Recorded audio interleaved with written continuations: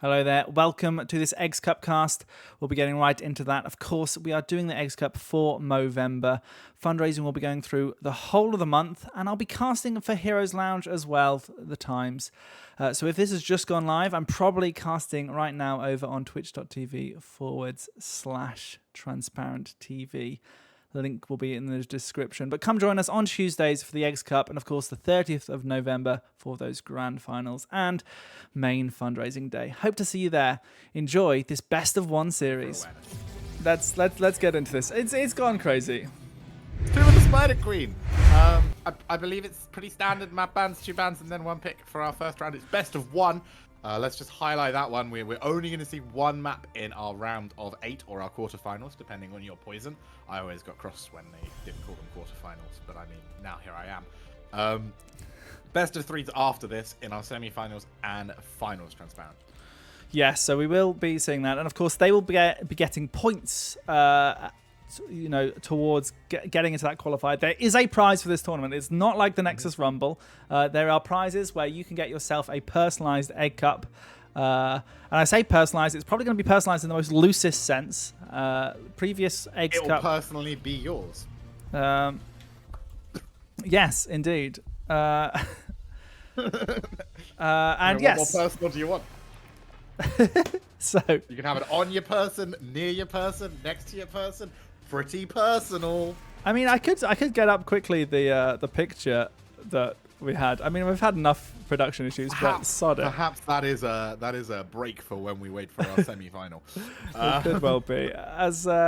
Yeah, we are going to put these up on YouTube as well, Luca. That's going to be a fun thing. So we're going to be our utmost professionnwell as always in this. I'm not eating. I don't know what you mean.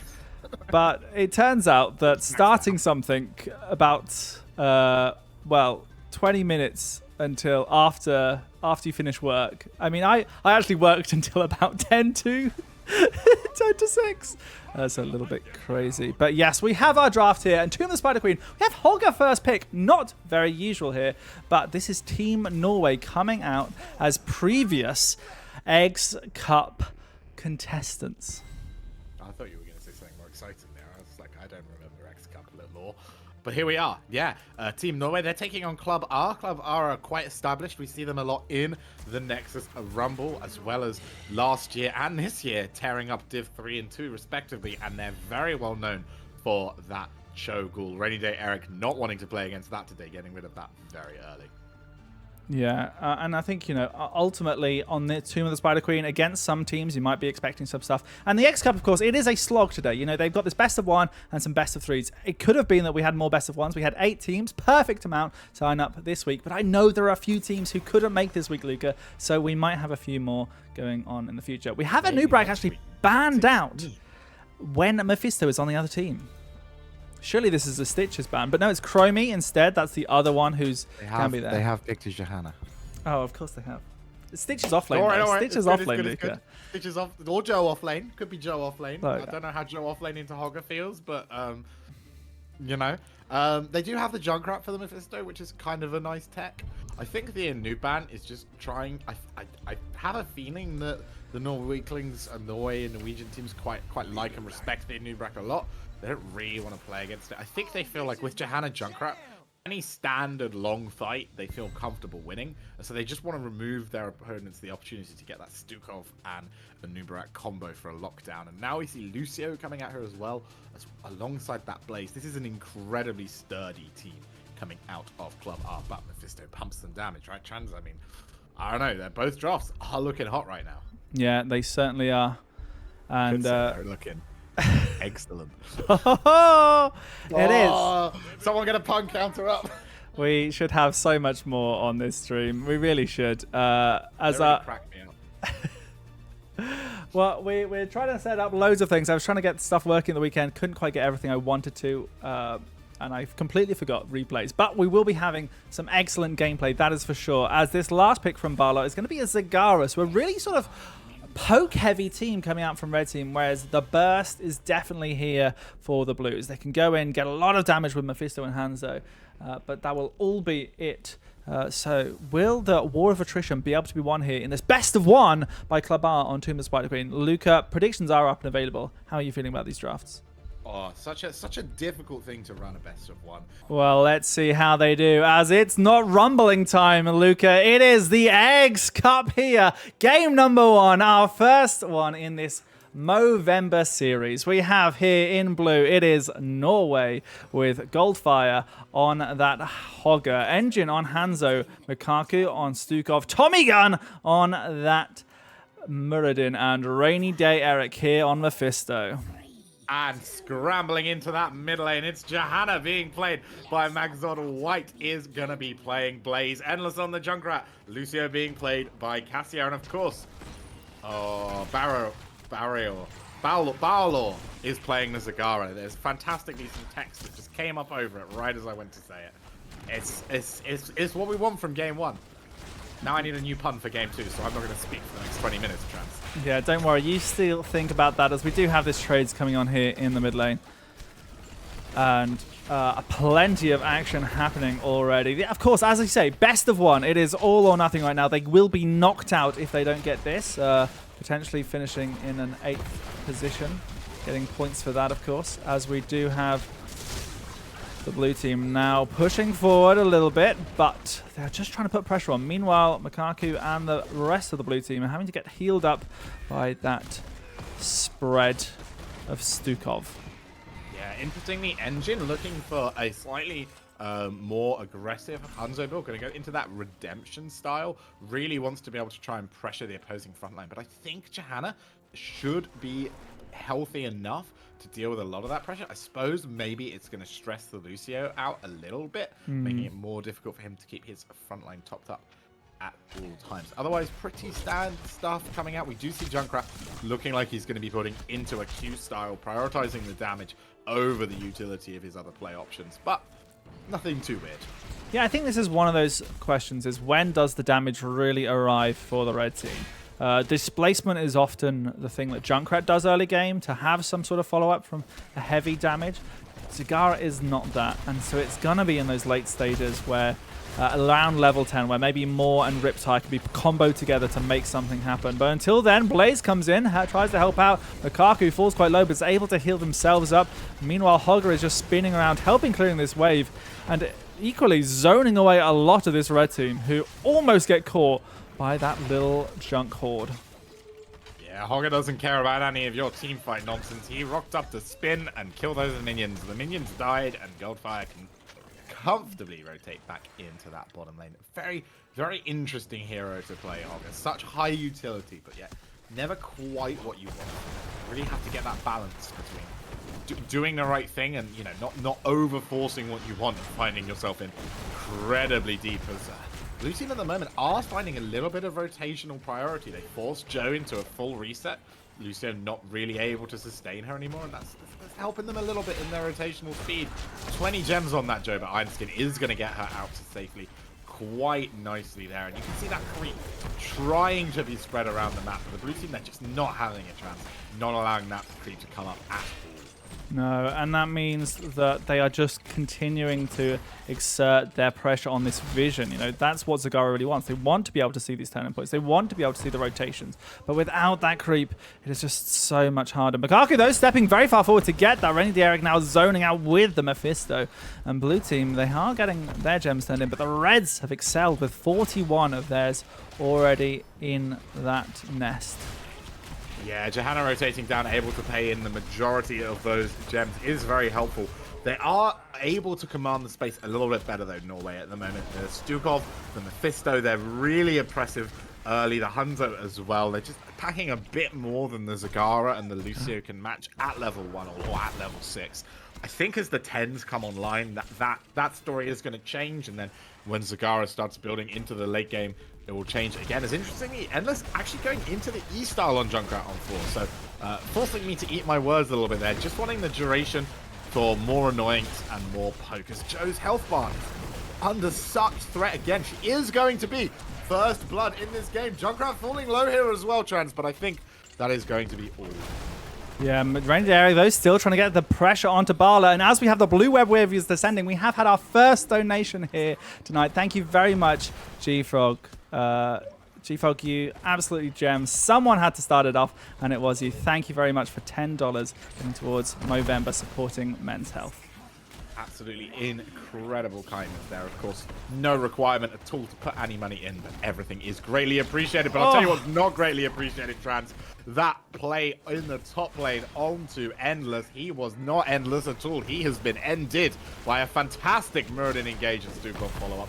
Not able to boop himself far enough away to safety. And with that, Norway are going to look to open this map up. Remember, this is best of one. These little mistakes, these fine margins can be the difference between a top 8 and a top 4 finish, and that is a lot of a point difference. Only the top 6 teams will make it into our final day, so neither side wants to end their first qualifier on only a top 8 position. Yeah, of course, it is coveted egg cups here in the prize for the Eggs Cup. And they are very, very important. As we see Maxilon going for a little bit of a slow here. Gets the punish onto 2, but unfortunately they are able to leave.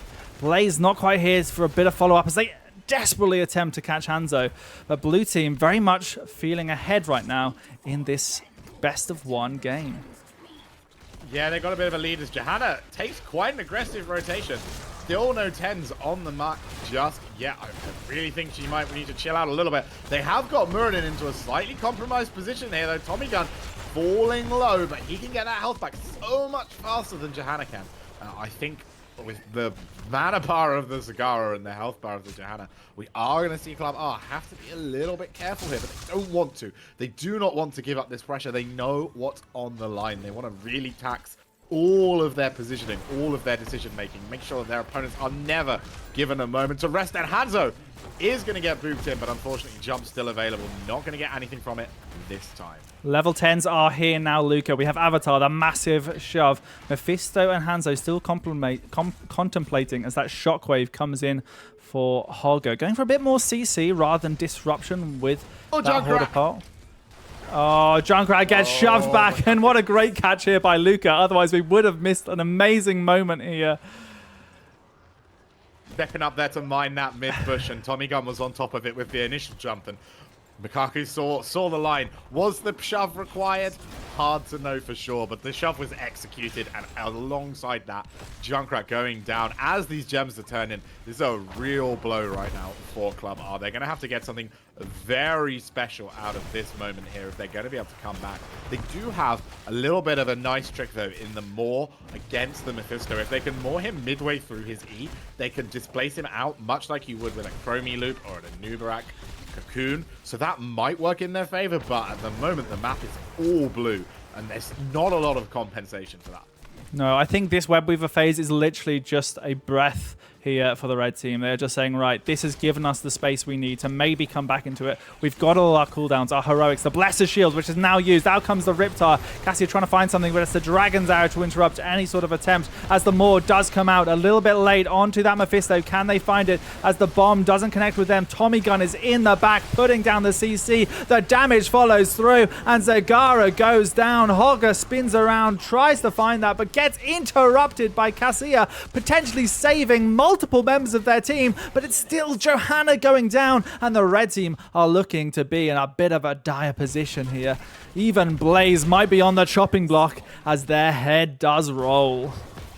So many gems on the deck as the red team's position evaporating in front of their eyes. KlubR are being bullied out of this match by Norway. They have clearly turned up to be the aggressors, and I think that they are going to get a lot of value here. KlubR are now committed to a long game. They have no real short-term prospects. They're going to have to weather a very long storm, but already that bottom four is starting to fall, and I don't think they're going to have the numbers up to defend this. Can they find a big shield here? It's going to go down onto the Hogger. The boop isn't in time. He's able to spin away, and as in Engine can't quite connect the arrow, there is no counterplay, but 5 versus 4 in this lane, and with the ults burn, I do not think KlubR are going to be able to hold this forward. No, especially the engine has run out of steam right now. Dragon's Arrow is so important for their engagers here as Tommy Gun trying to find something. It is Rainy Day Eric who gets booped around. Unfortunately, the other way, and a good high five here keeps Zagara out of danger. Hogger still spinning around. This is a blue web weaver phase. The chaos is going to be benefiting them, but having lost Mephisto, they're in a little bit of trouble, and they are just looking to put the pressure right back on these blue heroes as Tommy Gun equally falls very low, and potentially post 16 that could be a dead Muradin. Really important catch there on that Mephisto. Kept them in the game. They're still a level down, but there was no pressure put onto their keeps. The bottom lane lost a little bit of keep wall while it was unattended, but everything else was fine. Blaze trying to 1v4 in the top lane, using his tower, almost winning. In comes Mixoto with a fantastic rotation. Hanzo goes down. Mephisto's trying to make some space, but Makaku surely falls here as well. 2 on the deck. The red team are going to eye up boss straight away here, Transparent, and this might be what they needed to find a way back into this map. Yeah, from a game that was so well controlled by the blue team, the red team are just finding so many picks in the chaos that was a Mephisto kill. A lot of build up here as the boop into the boss stun. Tommy Gun able to get out, but not all the way as Blaze confirms the kill. Hogger still trying to find something here, but they are getting rooted by the Junkrat trap, and this is just kill after kill. At least the Bosch was leashed, and the red team will have to walk away as Mephisto is just too scary as they get towards that level 16 mark. Yeah, nice XP from their favorable trade, but unfortunately leashing the boss does mean they aren't going to get the macro pressure. But as I said before, they're looking for the late game, this red team, and that's brought them XP, that's brought them closer. There's less time they're going to have to sort of play passively now before that late game. So they're about... Oh, sorry, yeah? No, they were getting the turn in here. There is still a while. The red team do have enough gems, and Zagara's trying to do that still. As you say, that level 16 mark, who is going to get there first, and are they going to be able to utilize it? Yeah, it looks like the blue team will just have the edge on that, but there's nothing really important on the map right now. I'd be shocked at this point, at this level, at this importance, to see anything too explosive happen here. I think we're just going to get a nice, friendly cleanup and a straight fight with 16s. Both teams getting so strong here. Hanzo able to take on that giant Slayer. His autos are going to shred through, as in the top side, a shield has gone down on Hogger a little bit early maybe, but White has found a huge engage on Mephisto. He's getting booped all over the place, but Junkrat can't quite find the boop that he's looking for. Renny there, Eric able to walk up and out. The big block on the Anzo arrow is going to save them for now. Another big blaze stun. They're falling low, but the healing from Stukov is enough. Can Mephisto get a big... Oh, no, they're all in the bunker, but can they engage on the bunker? Yes, they can. A triple kill out of that bunker. Not as safe as they hoped, and they're going to clean Blaze up here as well. The writing starting to form on the wall as Mixoto going to be forced into his D in order to escape. And as someone who forgot to set up the replay mechanism is feeling very sad right now, as what an awesome, explosive battle here from the Blues. That bunker being used to such great effect to avoid the Mephisto ulti, but it just placed the target on their heads. And now the blue team, able to get a web weaver turn, able to take this top fort for free, are looking at this top keep. They're tempting the fates to say, we can get this top keep, we can go for boss afterwards, and maybe we can close out this best of one. Yeah, remember, this is it. There are no second chances right now. The respawns are in time for the red team. They are going to be up to defend this keep. And with Junkrat and Zagara, they have got a lot of wave for the Blaze as well. The engage is quite nice here. Joe's going to follow up with the shield, but the arrow does catch Zagara in the backline. Kazia on the Lucio is falling so low. They're going to have to back away. Can they get Endless out of this? Just about finds a way to escape. The keep is safe, but they are so low right now, Trans, and the mid lane is falling lower. The bot web reaver is still healthy. It's got a wave behind it. This should start knocking on that keep too. Yeah. Such a difficult position to defend. I mean, this is why people ban Mephisto. This is why they're scared of a level 16 Mephisto. The damage has just been superb, and as we see Makaku in a little bit of trouble, a great use of high five here to keep people alive and well, but Maxolotl inside this bunker is going to get absolutely shockwave to pieces. Cassia lucky to escape with 150 HP as Blaze equally now in desperate trouble. The damage is just non-stop and endless. They have got spread volley, not those endless nades. They're just trying their best to re-poke this blue team and save this mid-keep. Yeah, this mid-keep is going to be the target. It does look like Norway will be able to get it down, but I think deep down KlubR are just happy that it's the keep that they care about least. Maybe they even can save it. There's still 20 seconds on the boss, but Norway say, we're not playing your game. We're almost 20, so we're going to walk up towards that boss. And the threat of the boss push with a 20 advantage is so strong here. Yeah, so that turn-in, it got a lot of bruised damage onto these external structures. That's what I like to call it, where you sort of open up the gates and it really sort of starts to make it feel like there's opportunities to be got from these. They haven't yet confirmed a keep, which means this boss push may not be game-ending, even with level 20. There's enough of a buffer, especially when Hanzo and Mephisto are your core damage. It depends really a little bit on what Mephisto goes for, because those double lightning rings with the Mimic can absolutely do decent structure damage, and we have it, but it will be looking to focus on those structures rather than the heroes. Yeah, the Web Reaver turn-in rave is sort of the saving grace for KlubR. If they hold here, they're going to end up in a map state that looks a lot nicer than it has otherwise. And boss is starting to fall slowly here. They are going to have to lose heroes in order to be in danger. As White finds a nice engage onto Stukov. The only boop is unfortunately a defensive one, but they've done enough. Boss is under half health.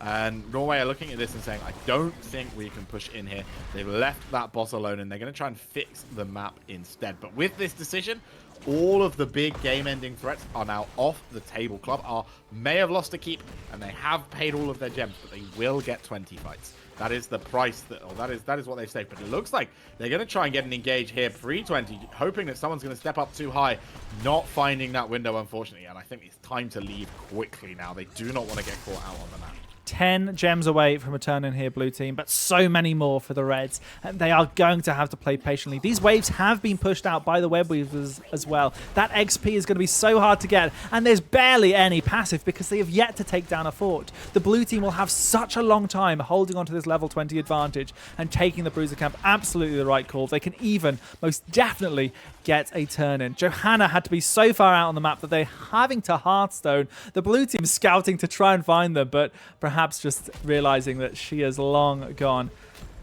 A whole 2-level lead advantage. Turn in definitely on the cards here for the Blues. Can this be the game-ending push they need? Oh, I think they're going to maybe struggle to end here without picks, but if they can pressure that bottom keep highly, the mid keep is almost certainly going to fall, and trying to play Tomb 6 buildings to none, that's almost an impossible task. So they're very close now, so kind of finally getting that last nail in the macro coffin of KlubR, removing any possible play that they might have, as we can see them sharking on the map still without Blaze, hoping against hope to find someone out of position, but not from Norway. Norway are playing this safe, they are sensible, they can sense that semi-final in front of them, and they are making sure that they are likely to get their chance. Yeah, so down come the web weavers. This blue mid lane as well, now starting to march in with a bruiser camp. This is almost definitely a keep going down, and it is just a game of waiting pressure here, because the Blues, they know that that top wave is going to be coming onto their core. They know the bot lane is probably going to be taking a keep by itself, and right now opening up this mid keep allows them to rotate freely towards the top side of the core. Rainy Day Eric trying to find that damage onto those heroes. Maxolotl though will have to be wary. Do they want to pop this heroic pre-level 20, or are they going to hold on for dear life, as Zagara in a lot of trouble, and the damage will almost be too much as they get taken down. A quick double kill here. Blaze tries to peel. Endless tries to get the damage out, but it's just 1-2 members going down for the red team. Tommy Gun trying to get that Maxolotl, but I think here Norway with a healthy minion wave now on the core. It's GG, well played, and we will see Norway going through to the semi-finals of this qualifier. What a game to open it all up. Transparent. KlubR hanging with them to the end, but never able to find that advantage, never able to find that turn. And in the end, Norway booking themselves a place comfortably into that semi-final. The Mephisto with 10 out of the 16 kills for their team, putting in absolute work there on the map. Very well played by Rainy Day Eric, and very well done by Norway. But of course, commiserations to KlubR. Their X-Cup journey does not need to be over yet. They still, I think, score some points for top 8. Yeah, I think they get 1 point. They will come back for 2 more potential qualifiers as well, because the second qualifier already open for sign-ups, Trans. If you want to play this time next week, but maybe slightly earlier, depending on whether or not production starts on time,